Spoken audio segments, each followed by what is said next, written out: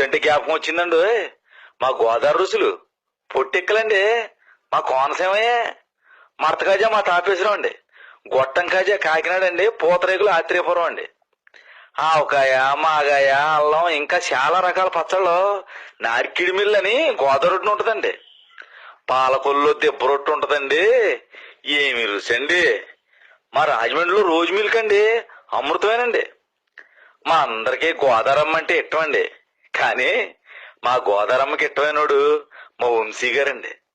ఆయ్, గోదావరి జిల్లాల గురించైనా, గోదారమ్మ గురించైనా, కోనసీమ అందాల గురించైనా, మా గోదావరి రుసుల గురించైనా చెప్పాలంటే మా వంశీ గారే.